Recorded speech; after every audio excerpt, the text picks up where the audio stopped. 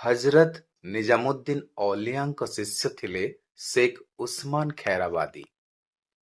ବଡ଼ ବିଦ୍ୱାନ ଏବଂ ସମ୍ପୂର୍ଣ୍ଣ ରୂପେ ଧର୍ମରେ ବୁଡ଼ି ରହିଥିଲେ। ପେଟ ପୋଷିବା ପାଇଁ ସେ ପନିପରିବା ବିକ୍ରି କରୁଥିଲେ। ଲୋକମାନେ ତାଙ୍କୁ ଅଚଳ ପଇସା ଦେଇ ଯାଉଥିଲେ। ଜାଣିଶୁଣି ସେ ତାକୁ ରଖୁଥିଲେ ଏବଂ ପରିବା ଦେଉଥିଲେ। ଲୋକମାନେ ଭାବୁଥିଲେ ସେ ଭଲ ପଇସା ଏବଂ ଅଚଳ ପଇସା ବାରିପାରୁ ନାହାନ୍ତି। କେତେ ଲୋକ ତାଙ୍କୁ କହିଲେ ମଧ୍ୟ, କିନ୍ତୁ ତାଙ୍କର ସେଇ କ୍ରମ ଚାଲୁ ରହିଲା।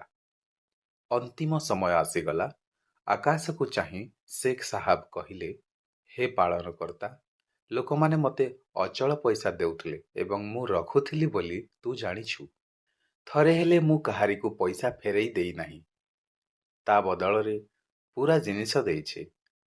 ଅଜାଣତରେ ମୋ ଦ୍ୱାରା ଯଦି କିଛି ହୀନ କାମ ହୋଇଯାଇଥିବ ତ ତୁ ଏଇ ନୀଚ ଦାସକୁ ଦୂରକୁ ପକାଇ ଦେବୁ ନାହିଁ, ନିଜ ଶରଣରେ ରଖିବୁ।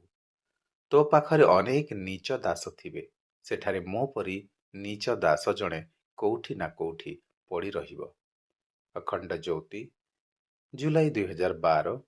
ବିଚାରକ୍ରାନ୍ତି ଦୂତ ୟୁଟ୍ୟୁବ ଓଡ଼ିଆ ଚ୍ୟାନେଲକୁ ସବସ୍କ୍ରାଇବ୍ କରିବା ସହ ପରବର୍ତ୍ତୀ ଭିଡ଼ିଓ ପ୍ରାପ୍ତ କରିବା ପାଇଁ ବେଲ୍ ଆଇକନ୍ ଦବାନ୍ତୁ ଏବଂ ବିଚାରକ୍ରାନ୍ତି ଦୂତ ଓଡ଼ିଆ ଫେସବୁକ୍ ଓ ଇନଷ୍ଟାଗ୍ରାମ ସହ ଯୋଡ଼ି ହୁଅନ୍ତୁ। ଧନ୍ୟବାଦ।